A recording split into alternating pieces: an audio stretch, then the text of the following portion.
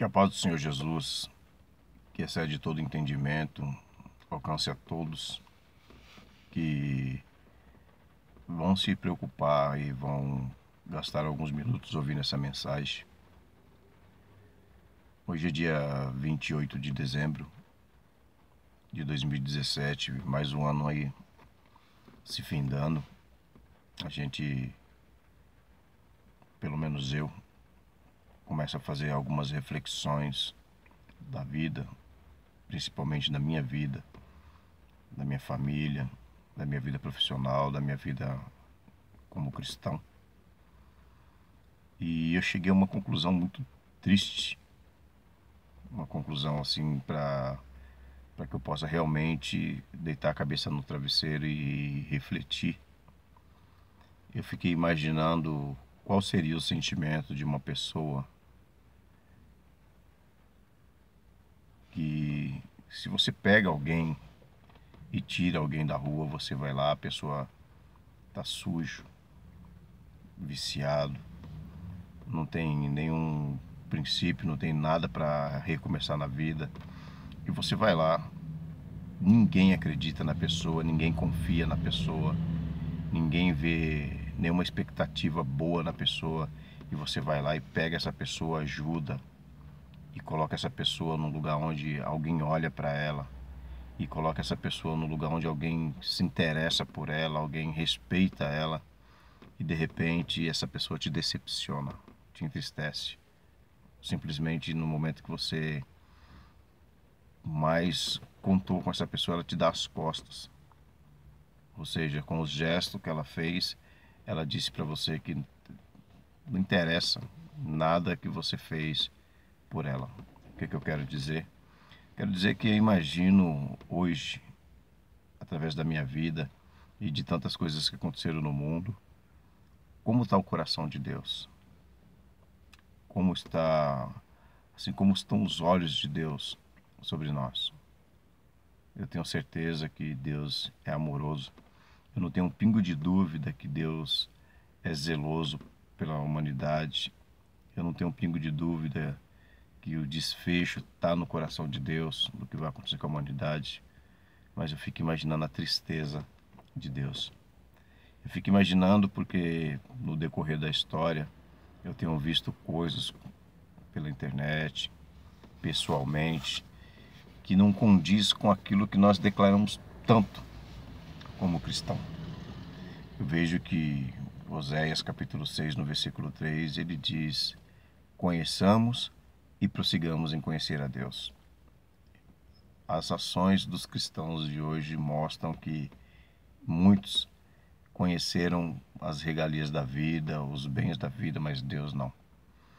Eu vi desde pastores que pregaram nas suas congregações, falaram nas suas congregações que a maçonaria, que ser maçom é uma coisa normal, uma coisa como se fosse uma coisa que Deus ensinou, que Deus deixou.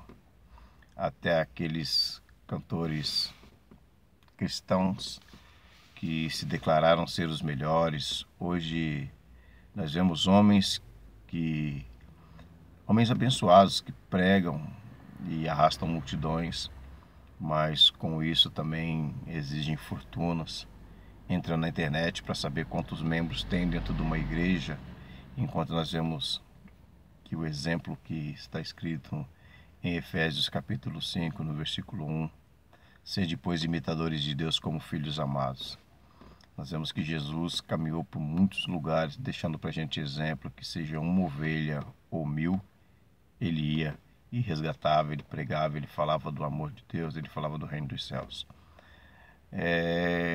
Observando no mundo pessoas que, como Esaú, que trocou por um prato de lentilha o seu direito de primogenitura, muitos simplesmente abandonaram o talento que Deus deu para tentar aperfeiçoar, não para agradar a Deus ou para alcançar o reino dos céus, alcançar alguém para levar ao reino dos céus, mas para o seu proveito próprio, para os seus deleites próprios.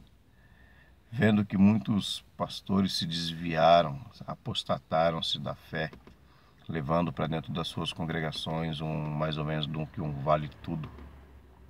de que não tem nada a ver, Deus não está preocupado com tais coisas, Deus quer só o coração, enquanto Paulo escreve aos Tessalonicenses e diz que Deus, ele quer intacto e irrepreensível nosso espírito, alma e corpo. Homens que Deus tinha preenchido através do Espírito Santo os seus corações, mas eles preferiram abandonar por salários milionários. Discussão de qual pastor é o mais rico, os escândalos que têm se dado dos jatos, das fazendas. Eu não tenho nada, isso não é uma crítica que eu estou fazendo, mas mostrando assim a minha tristeza de entender que hoje eu podia estar virando um ano louvando, agradecendo, engrandecendo a Deus, com a minha consciência limpa, com a minha consciência tranquila, sabendo que eu tenho feito a vontade de Deus, sabendo que eu tenho caminhado com Cristo, porque nós olhamos para a Bíblia, nós não vemos aqueles homens lutando por mansões, nós não vemos os heróis da fé, os nossos patriarcas, os patriarcas bíblicos, lutando por bens materiais, lutando por riqueza, por serem milionários. Quantos hoje cantores, artistas, se tornaram artistas que se venderam simplesmente para as gravadoras que têm as suas exigências mundanas, abriram mão daquele jeitinho simples de cantar nas igrejas e quando começaram seu ministério, fizeram juras de amor a Deus e ao Espírito Santo, dizendo que pregariam, que cantariam, que levariam o Evangelho. Hoje batem no peito com as suas riquezas e ainda sobem nos altares e dizem que o obreiro é digno dos seus salários.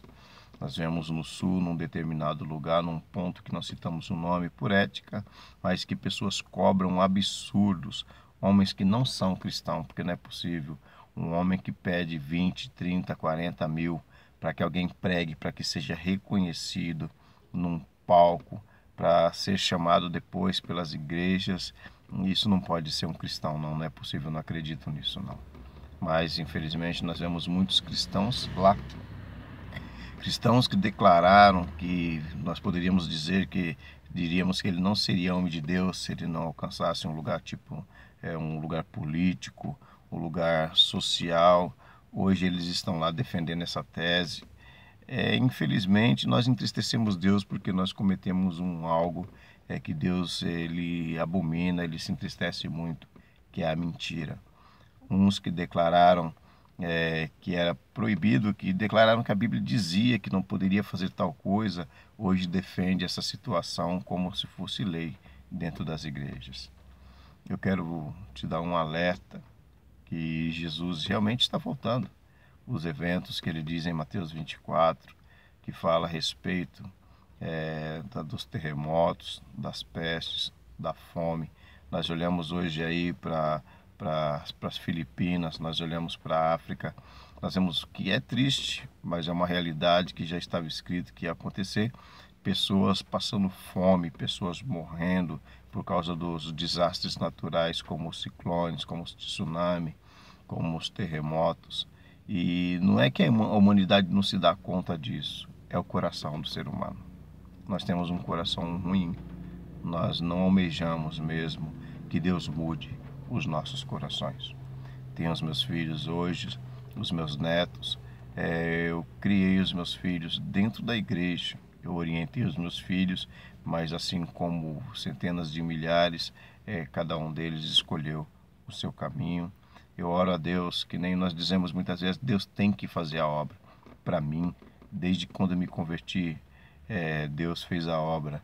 Deus vem fazendo a obra nos anais da história e fez uma grande obra neste evento maravilhoso em que deu Jesus Cristo, seu Filho unigênito, para morrer pela humanidade. Eu observo hoje, eu olho a salvação de Cristo e fico observando também o que levavam estes homens, que no livro de Hebreus, no capítulo 11, chega a dizer em um versículo que eram homens do qual o mundo não era digno.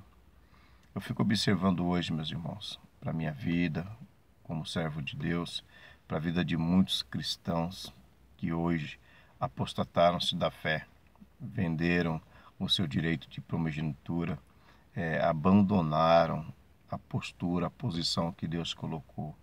Eu fico imaginando Se no dia em que nós formos tirados dessa terra, se desse tempo da gente dizer alguma coisa, se nós poderíamos dizer, como disse Paulo no livro de 2 Timóteo, no capítulo 4, no versículo 7, em que ele declara: eu combati o bom combate, acabei a carreira e guardei a fé. Quantos de nós não guardou a fé? Quantos de nós, quando chega nas épocas de comemorações, nos esquecemos de quem nós somos? Simplesmente abandonamos aquilo que Deus colocou nos nossos corações e, ao invés de chegarmos nos lugares e mostrarmos a diferença, nós nos sentamos nas rodas dos escarnecedores. Nós seguimos os conselhos dos ímpios. Deus está triste com a gente. Deus está, com certeza, com o coração entristecido com a humanidade que Ele limpou, que Ele tirou da sujeira, que Ele derramou da sua graça. Não adianta, tem muita gente pregando na mídia que Deus está avivando a igreja no meio dos tempos. Eu tenho certeza que é raridade aquele que realmente tem uma intimidade, tem um relacionamento pessoal com Deus. Que Deus tenha misericórdia de nós, que Deus tenha compaixão das nossas vidas, que Deus tenha misericórdia dos pastores que não estão mais preocupados em pregar a verdade para as ovelhas, mas estão preocupados com a lã das ovelhas, estão preocupados com os dizimistas, com aqueles que têm um dízimo grande, que dão um dízimo expressivo, e estão se esquecendo da viúva pobre, estão se esquecendo dos órfãos, estão se esquecendo das viúvas.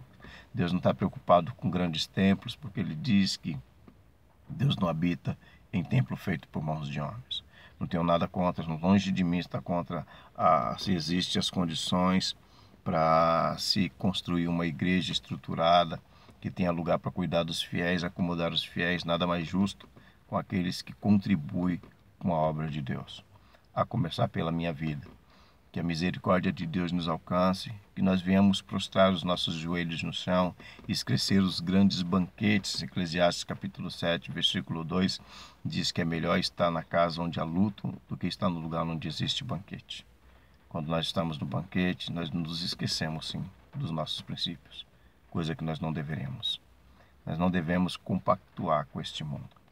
Deus nos resgatou não para que a gente fosse estrela, mas para que a gente fosse luz. Ele diz que nós fomos feitos como luz do mundo e sal da terra. Mas se o sal for insípido, para nada se aproveita. Que no nome de Jesus Cristo, nós, a começar pela minha vida, possamos nos converter. Possamos nos lembrar de tudo que Jesus fez por nós. Olha em sua volta. Olha no ministério que você congrega. Olha para quantas vidas nós evangelizamos. Quantas pessoas deixaram os dons que Deus deixou, a Bíblia diz que Deus deu dom aos homens. Quantos de nós abandonou a fé? Quantos de nós não tem tempo mais para ler a Bíblia?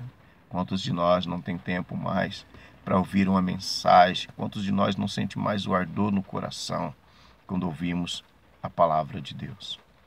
Lembre-se de uma coisa. Lembre-se bem.